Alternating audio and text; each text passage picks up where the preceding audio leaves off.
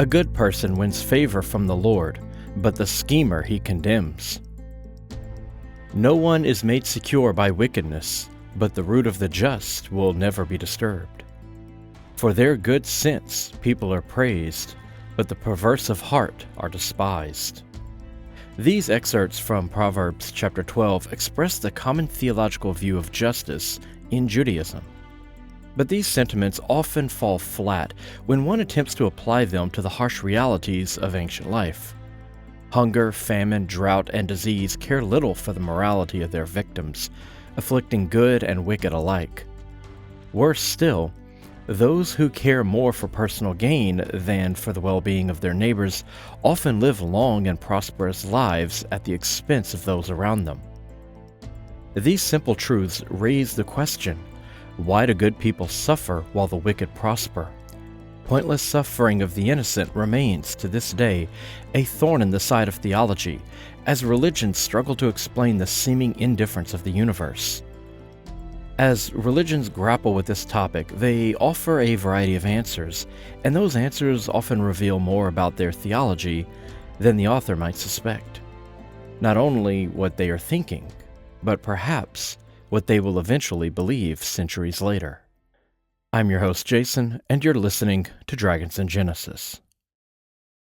We're all familiar with the story of Job. The story is one of trial and tragedy, faith and failure, pleading and piety. It's been the subject of countless sermons and homilies, the inspiration for books about self-help, depression, patience, death, illness, and financial troubles. A prosperous and holy man is singled out by Yahweh as an example of righteousness and loyalty. But then Yahweh and Satan place a wager concerning Job's true nature. Over the course of the story, Satan is granted permission to torment the poor soul, first taking his property, then his family, and finally his health. Reduced to a diseased shell of a man, Job is tempted to curse God for his condition, but remains faithful. Yahweh wins his wager, Satan is shamed, and Job is rewarded for his steadfastness, and his health and property are returned to him. But that is not at all what happens in the book of Job. The scenes of Yahweh and Satan aren't a depiction of two cosmic powers on opposite sides of a struggle, and they're not even integral to the story. In fact, those scenes weren't even originally in the book of Job. They're only found in the prologue and epilogue, which are comprised of chapters 1, 2, and 42, and were added at a much later date. And Satan wasn't Yahweh's enemy, but we're getting a bit ahead of ourselves. Let's start by breaking down what the story of Job actually is and how the book is structured. Originally, the story of Job was a series of monologues in which Job laments his present situation and wonders as to why he must suffer when so many wicked people are enjoying long, comfortable, and prosperous lives. He is visited by three people who take turns with their own monologues, each attempting to explain his current predicament, often by arguing that Job must have committed some sin to warrant his punishment.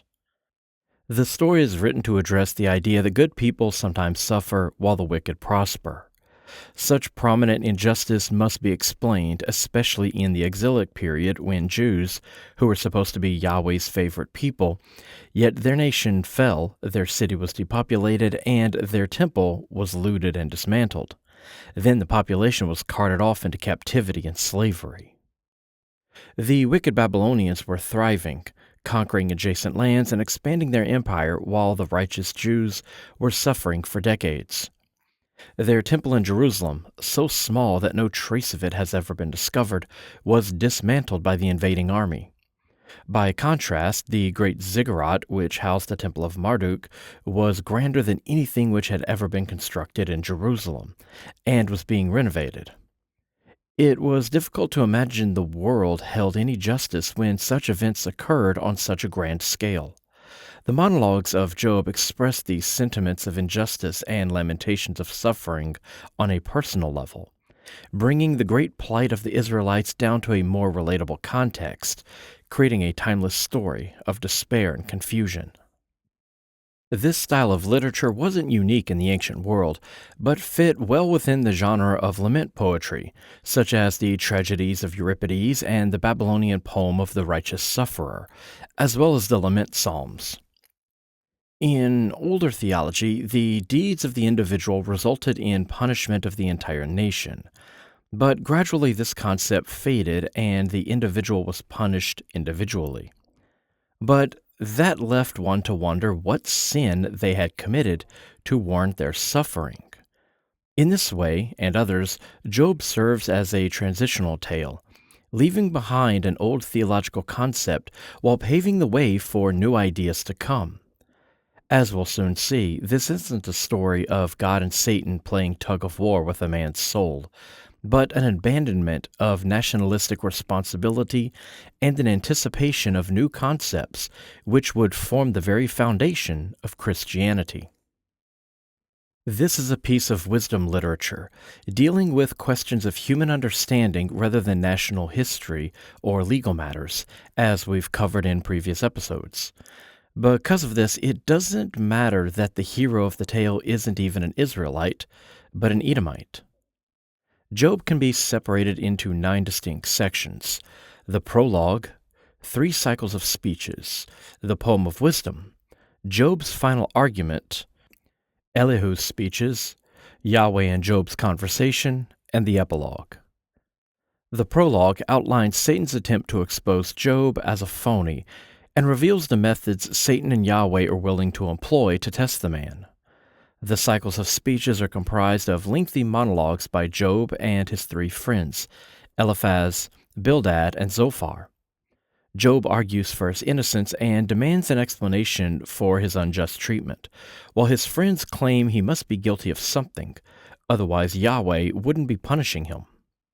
The poem of wisdom is a hymn which stresses the importance of wisdom theology, which is crucial in understanding the inscrutable nature of God. Job then issues his final argument for his cause and is then rebuffed by Elihu, who steps in to deliver a final blow to Job, exposing him for the fool that he is. Then Yahweh comes down from heaven in a raging storm and addresses Job directly. Finally, we have the resolution of the story, with the epilogue, which undoes the damage that was done in the prologue. Job is rewarded for his steadfast behavior and ultimately vindicated. But that's not how we're going to examine the story, because that's not how the story was written. Job originally comprised of the 3 cycles of speeches between Job and his 3 friends, his final argument, and his conversation with Yahweh. And that's it. Satan wasn't part of the story, nor were the other sons of God mentioned in the prologue. His family wasn't killed either, as they're still alive and mentioned in those speeches. And the nature of his plight isn't some test, but is due to the inscrutable nature of God. It's simply beyond human understanding.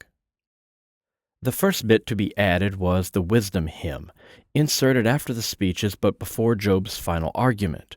While the original authors sprinkled bits of wisdom theology in throughout the speeches, a later scribe felt that it was too subtle, so he crammed an entire hymn about the topic into the text and spoiled the effect. Sometime later, presumably during the Persian period, the prologue and epilogue were added. This was an attempt to repurpose the entire narrative. No longer is the story about Job struggling to find meaning in his plight. The theme of individuals struggling to understand unjust suffering when their new theology dictated that individuals didn't suffer for the entire community was tossed aside.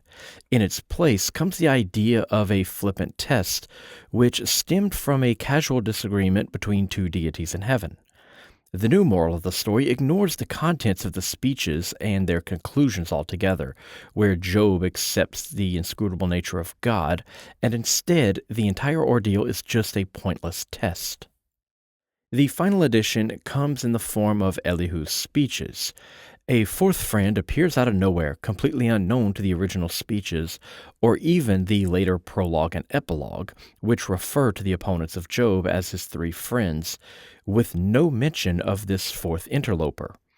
He steps in brashly, boasting that he has the best arguments and more wisdom than all the others combined. His wisdom comes from God himself, and he's going to set Job straight. Only he does no such thing. The author of this section mainly rephrases arguments used earlier by the three friends, though in less elegant terms.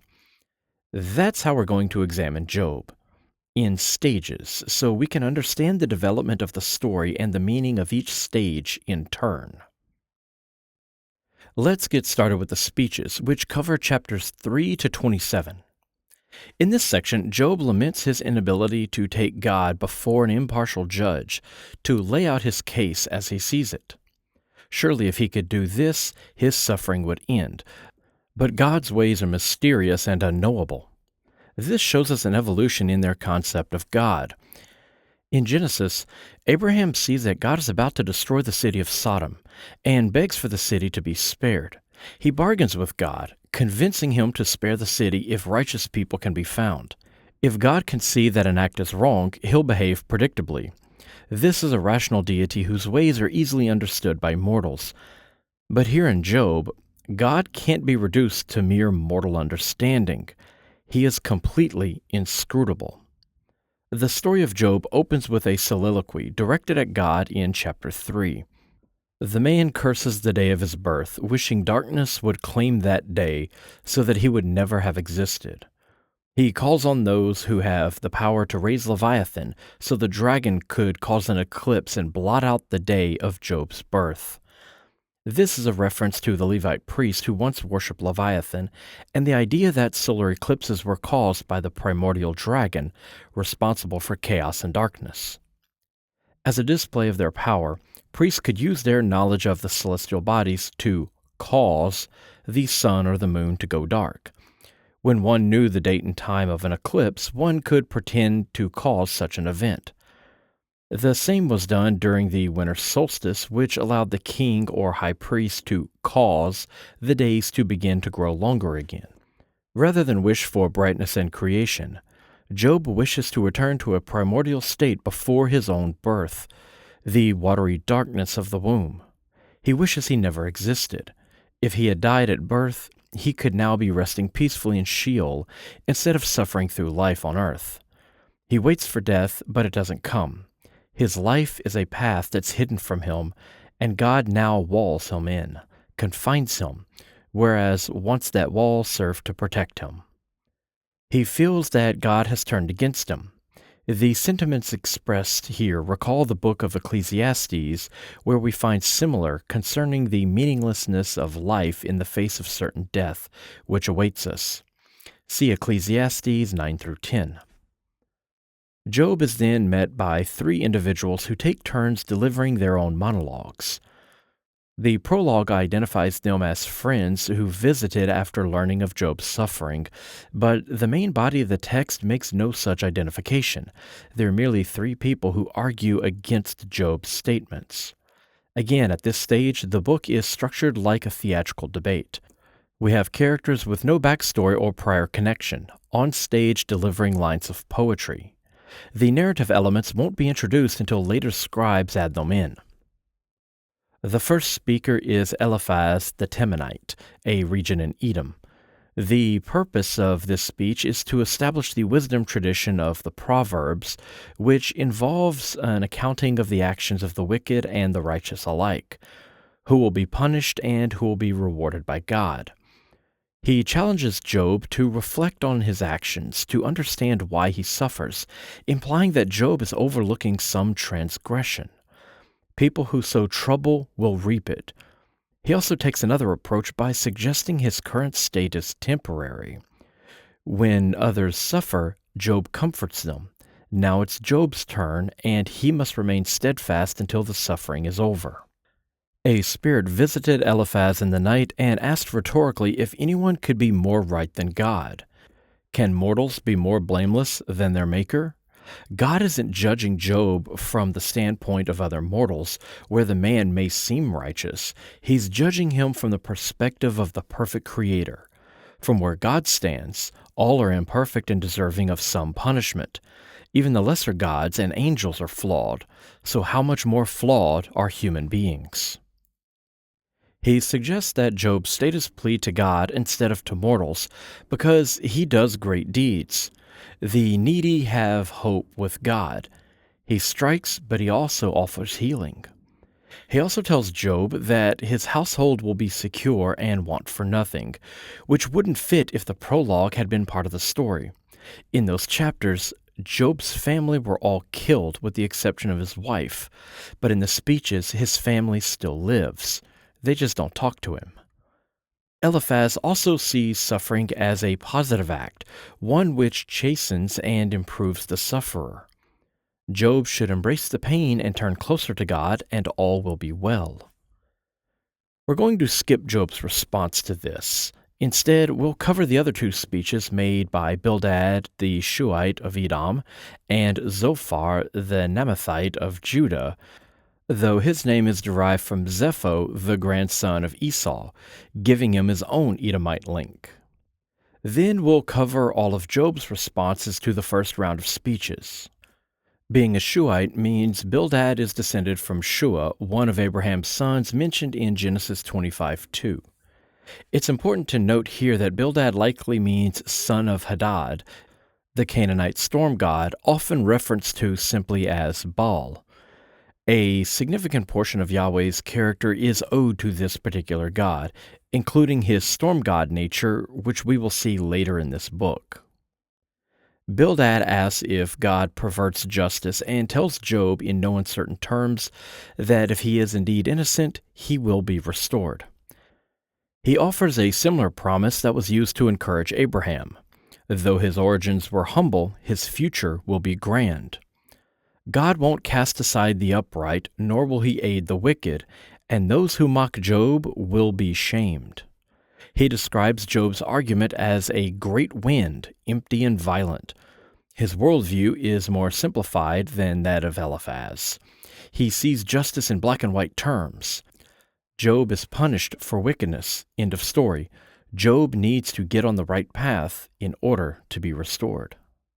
He also states that God will soon rouse himself and become active once Job walks the upright path again, which is ironic considering Job's chief complaint is that God is too active in his life despite walking the upright path. Bildad assumes good behavior forces God to reward the righteous, and he won't mistreat the innocent. He concludes with a message of hope. Job will eventually be rewarded, his mouth filled with laughter and rejoicing. We then move to chapter 11 for Zophar's first speech. Like Bildad, Zophar is outspoken on the topic of Job's guilt and even suggests the man is lucky that he hasn't suffered more. He also calls Job's words windy. He begins his speech by asking if Job's babbling should keep people silent. He says that an empty head will gain understanding when a wild ass is born to a human. Basically, Job will understand the depth of God around the same time that pigs fly. He dares Job to reach toward God and set his heart to rights, and like Bildad, he offers hope that he might soon find himself in a better situation. But he doesn't end there as Bildad does. Instead, Zophar concludes with a warning for Job that, for the wicked, there is no hope. Job's response to his three opponents are found in chapters 6 to 7, 9 to 10, and 12 to 14. Job begins by telling us the arrows of God are in him, meaning Yahweh is personally attacking the man. He's quite dramatic, stating his spirit drinks the poison of those arrows, and he longs for an end to the suffering, but God won't allow it. He says that his friends have forsaken him, which flies in the face of the prologue, which tells us that these three debate opponents are his closest friends. Here in the body of the book, Job's friends are no longer associated with him. Eliphaz, Bildad, and Zophar aren't his friends. Concerning his friends, who are not present, Job curses his friends because they have forsaken him, using Psalm 31:11-12 and Psalm 38:11, with only slight alterations to those words. And in Job 6:22-23, Job informs us he has never asked anything of his friends. Near the end of chapter 6, Job asks if they can make him understand how he has sinned. He clings to his innocence and challenges them to name the sin he has committed to earn this punishment. In chapter 7, Job describes classic symptoms of depression, including insomnia, nihilistic views of existence, etc. He also mentions his physical ailments, which point to some kind of skin condition. He's covered in sores, and his days are pointless. The man lives without hope. He prefers strangulation and death to the existence that God has cursed him with, and sees his life as nothing more than a direct path to death. Something interesting occurs at the end of chapter 7. Job tells God he doesn't understand why he's a target, and soon he'll be dead. So God won't have a chance to explain his actions or correct matters if Job does happen to be innocent. Why not? Because Job will be down in Sheol. Souls in Sheol are beyond God's reach. In chapter 9, Job discusses the doctrine of retribution. All humans are flawed and lacking in God's eyes and are thus deserving of punishment. He sees this idea as unfair and muses on taking God to court, bringing him up on charges and demanding he answer for his actions.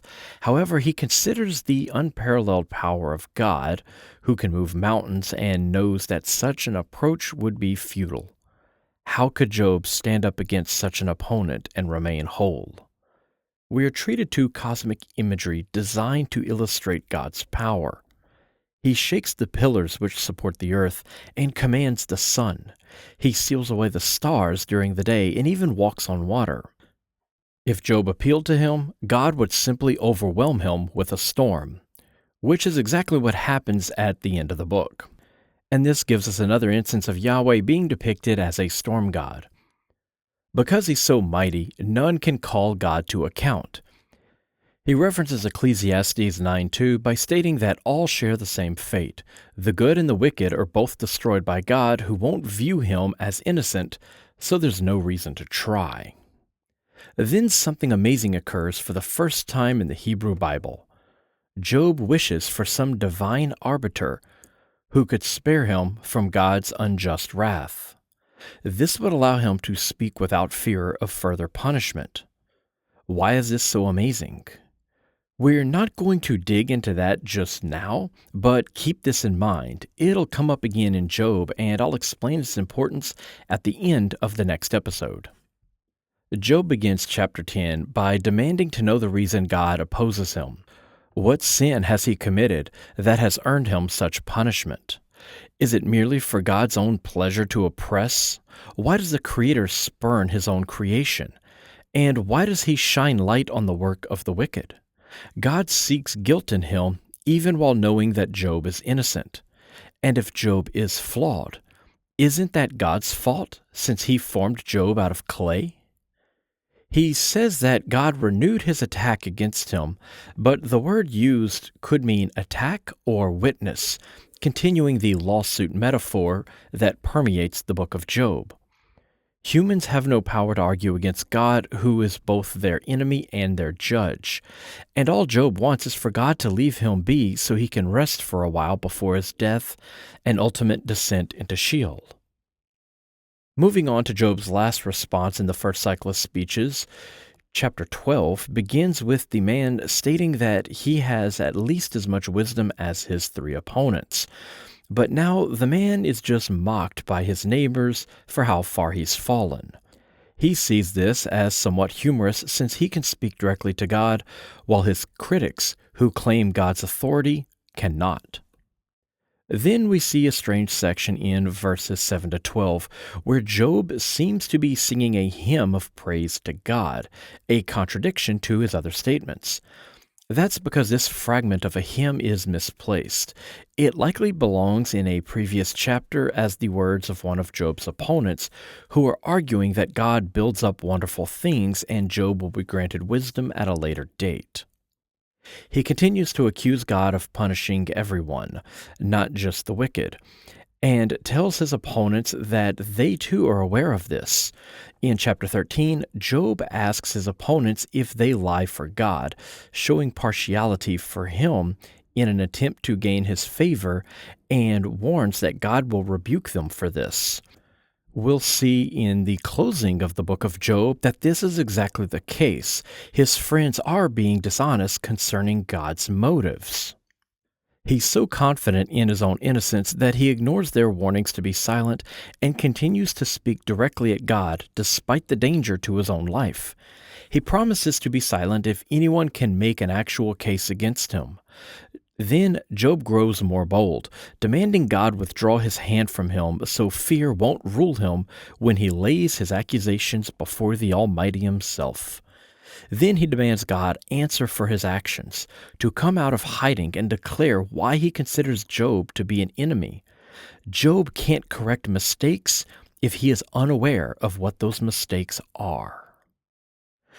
In chapter 14, Job declares that there's hope for trees that sprout again after they're cut down, but once people are destroyed, they won't ever wake.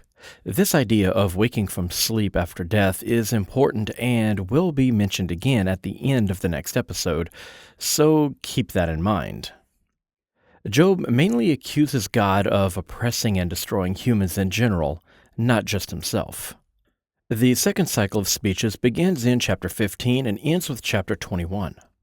As with the first cycle, we have speeches from each of the three opponents, Eliphaz, Bildad, and Zophar, with replies from Job following each of those speeches. The speeches play out in much the same fashion as the first cycle, though all four debaters use slightly stronger language in the second cycle. Eliphaz begins by asking if a wise man puffs himself up with the east wind, once again implying that Job's words are an empty breath and lacks true wisdom. He also states that wickedness instructs Job's words. Then, on the topic of wisdom, we get something interesting. He rhetorically asks if Job was the firstborn of creation, made before the hills, who listens in on God's counsel. This is a reference to Proverbs 8, where we learn that wisdom is a female deity, the first of creation, who speaks solemn truths and right sayings from her lips, and was established before time, the earth, the hills, and even heaven itself. I may do an episode in the future on the wisdom goddess of Israel and who she might represent. Even the holy ones, lesser gods, aren't perfect, so how can humans be without blame? Again, it's implied that Job is wicked, as the wicked are said to be punished when they thought they were prospering, and this happens as a result of stretching one's hands against God. The prosperity of the wicked, which Job complains about, is said to be short-lived. Since Job is suffering the same fate, he too must be wicked. Bildad picks up the argument in chapter 18 and begins by asking why Job treats their opinions like those of beasts and claims that Job's own wickedness casts him down. Because of this, disease has plagued him, and soon death will come to deliver him to Sheol. His home will be covered over in brimstone, the fate of Sodom, and his memory will perish from earth. Later generations will be appalled at his fate and seized with horror. This is the path that the wicked choose to walk. It's clear Bildad sees Job's current predicament as the result of his own doing, and his ending will be bleak. Chapter 20 contains Zophar's second speech, which also contains the claim that the prosperity of the wicked must be short-lived. Riches are sweet, but turn rotten in the stomach and shall be vomited up. His wealth can't save him, as greed is self-destructive. God will rain down arrows upon him, another reference to the war god with his bow. Zophar's goal is to frighten Job into piety. He assumes Job must have sinned and must acknowledge that sin to avoid his grim fate. Darkness awaits Job, and any who survive him will then be destroyed. This is important because, according to this chapter, Job still has his family. This remains consistent throughout the poetic chapters. It's only in the prologue and epilogue, added much later, that Job's family is killed. This isn't present in the monologues.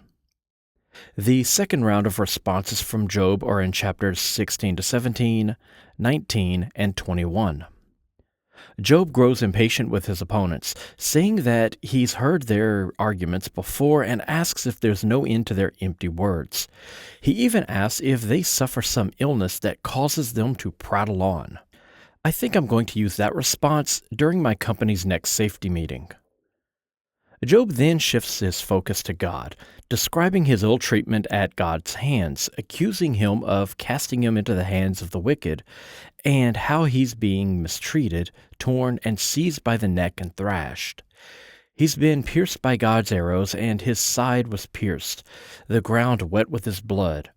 His blood cries out to the heavens, as we saw in Genesis 4:10 with the murder of Abel, as well as Ezekiel 24:6-9, and 1 Enoch 8:4 and 9:1-2. Spilling the blood of the innocent is supposed to attract the attention of God, but it seems the attention of God is the problem, not the solution for Job. Still, he wants his suffering to be heard. We find another oddity in chapter 16, verse 19, when Job says, "Even now my witness is in heaven, my advocate is on high." This line does not fit with the rest of the monologues. Elsewhere, Job longs for such an entity. He even begs for it, wishes that someone stood for him in heaven. Yet here he speaks as if that entity not only exists, but is prepared to speak on his behalf, giving him hope for an intercession. This expression of hope from Job is expressed only here in this one verse. The author seems unaware of it in subsequent chapters, which leads me to believe this line is a later addition to the text. For the rest of the book, Job will long for such a mediator, and give no knowledge that he ever uttered this statement. And the preceding lines indicate he wishes for his blood to attract heavenly attention, not that it already has, further arguing for a later interpolation. Job continues his reply in chapter 17, stating that his spirit is broken and soon he'll die. He's surrounded by mockers and his vision is failing him. The darkness closes in. People spit at him and he is blind with anguish.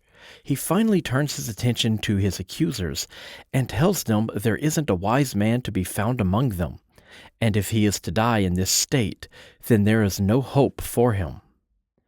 In chapter 19, Job states that God has assaulted him 10 times, meaning that originally there weren't 3 phases of assault from Satan, as we will find in the prologue where his property, family, and finally his health are taken from him, but a series of 10 separate afflictions, which are mostly unknown to us now. The list may have been created to recall the 10 plagues of Egypt. I doubt God cursed him with frogs, but we've already been treated to images of Job's blood being poured out and his flesh afflicted with boils. This mirrors Exodus 7:17, when the Nile turned to blood, and Exodus 9:9, when the Egyptians were cursed with boils. His home was said to have been destroyed by brimstone, like the hail of fire in Exodus 9. Other plagues could include lice, flies, and crop failure due to locust, and death of his livestock, which is specifically mentioned in the prologue. And the 3 days of darkness may have inspired God concealing Job's path in darkness, as he repeatedly claims, or his recent loss of vision at the beginning of this chapter. Job then complains about his accusers using his suffering to exalt themselves instead of having pity on him. Also, his family has withdrawn from him, showing us again that Job's family still lives, as do his servants who now neglect him. He says that he escaped by the skin of his teeth, giving us the origin of a common phrase that means that one barely succeeded. He states that his skin will be stripped away when he sees God, a reference to the idea that people undergo a transformation upon death. Job will soon see God with his own eyes. This stands in contradiction with the idea of Sheol, in which the deceased are separated from God forever, as we saw earlier in Job. Job then chastises his accusers for judging him, stating they shall be condemned for that action. Job's final reply in the second cycle of speeches occurs in chapter 21. He tells his accusers that the sight of him should appall them. He throws their claims that the wicked see short-lived prosperity by pointing out how prosperous many of them actually are. Their homes are safe and their offspring secure. Their livestock breeds successfully, meaning that perhaps Job's have stopped doing so or his livestock are all dead. Their wicked children live out their days and die in tranquility. God does not stand against them as his accusers claim must be the case. Their words don't match reality. Here, everyone goes down to Sheol, but the difference is how you spend your life and how you die. There is no such thing as post-mortem justice. Job asks what there is to gain by serving the Almighty.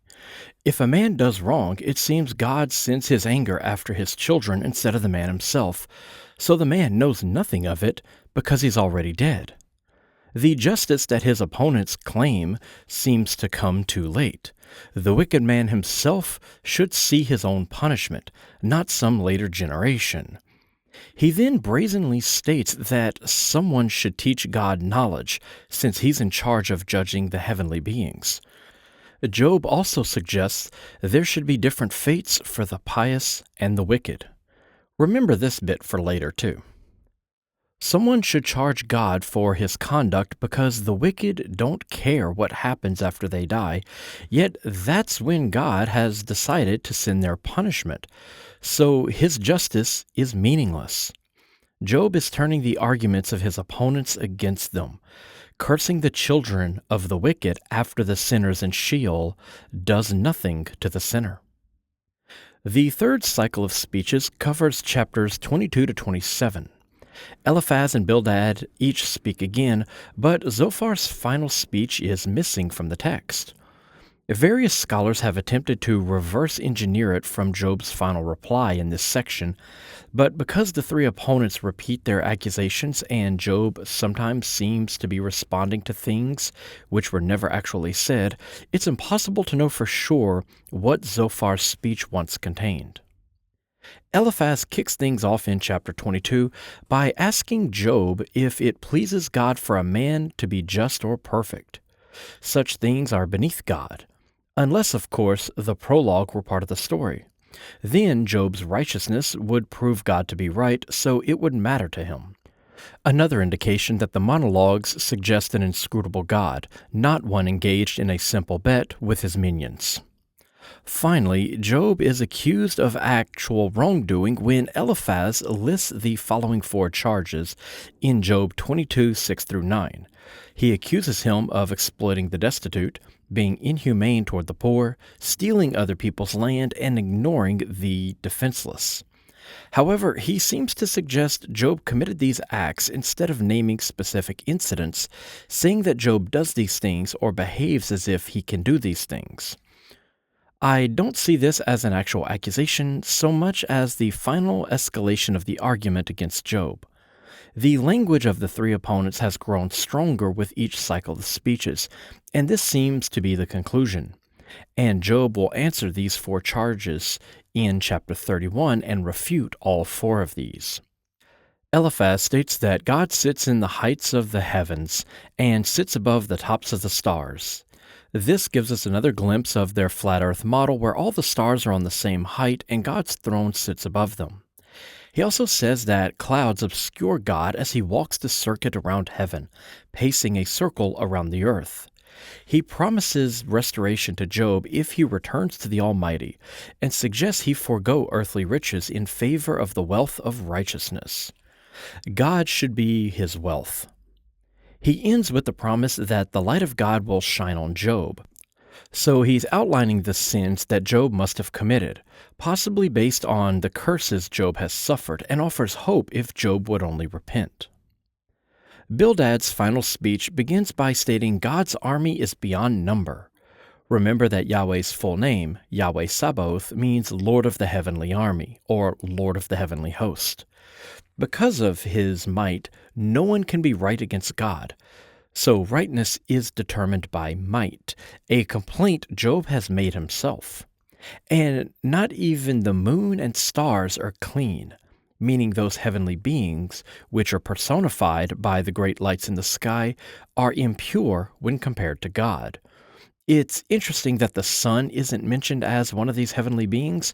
That's because the sun is God himself. His light is pure and bright, while the moon and the stars put off light that is cold and dim. Chapter 26 begins with a response from Job, but then, in verse 5, it switches back to Bildad. This seems to be an indication that the text was broken. Chapter 26, verses 5 to 14, belongs at the end of chapter 25, and Job 26, 1 through 4 belongs at the beginning of chapter 27, with the rest of Job's reply. Bildad continues by stating that Sheol and Abaddon have no covering. Abaddon is a sort of Greek version of Sheol, an underworld of destruction that will appear again in Revelation. We see the Jews borrowing Greek ideas for their mythology here.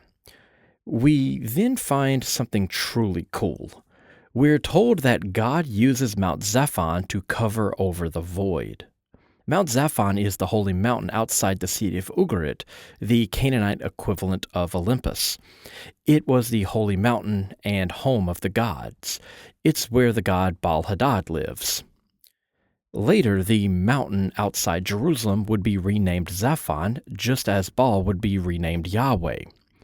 Later still, that mountain would be called Zion. So this passage in the middle of chapter 26 tells us that Mount Zaphon covers or plugs the hole that leads down to Sheol. This gets into a strange mythology surrounding the Jerusalem temple and the atonement ritual. See episode 36 for more information on that fascinating topic.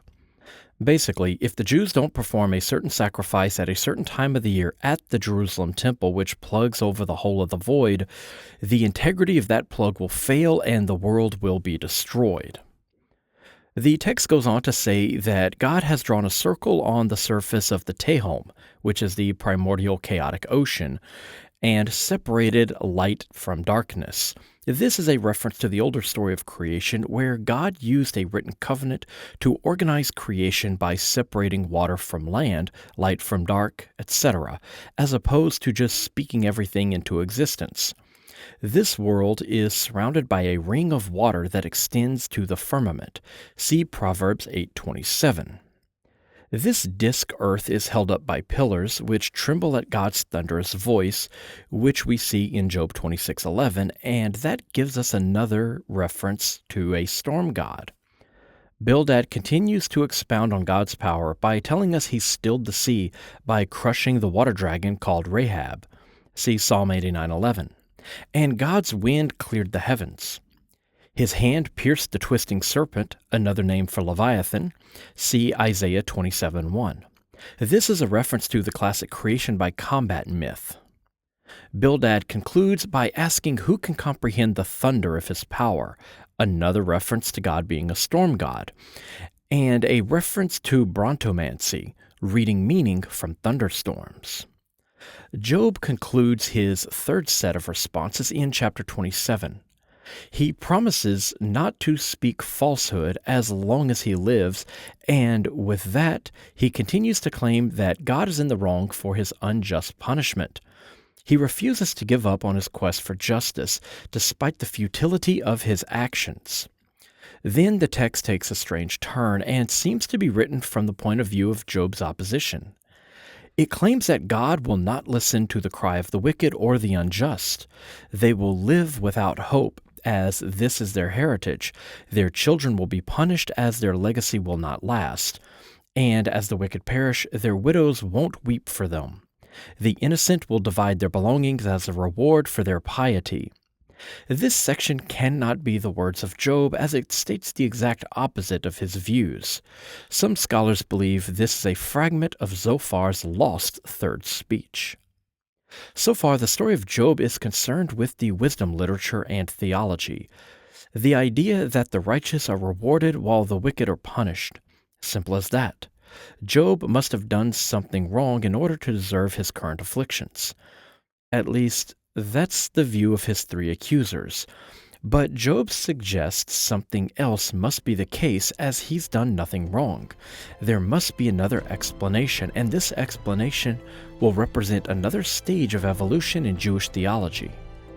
That's going to wrap it up for this episode. We'll be concluding the book of Job in the next episode, where we cover Job's soliloquy, God's response to Job's arguments, and the various additions to the book that were written during subsequent generations, as well as the theological implications of this book. If you'd like to support the show, there's an Amazon wish list in a pinned post on my Facebook page. The books in that list will help with research for future episodes. You can also shop the merchandise on my Zazzle store, which can be found on that same post. Just visit facebook.com/dragonsandgenesis. And you can also support me on Patreon at patreon.com/dragonsandgenesis. If you have any questions regarding mythology in the Bible, send them to me at dragonsandgenesis@gmail.com, and I'll answer your questions in a video on my YouTube channel over at youtube.com/dragonsandgenesis podcast. Don't forget to give a review on iTunes or wherever you get your podcast, and check out the site at dragonsandgenesis.com for links, episode information, and a list of recommended reading. And as always, thank you for listening.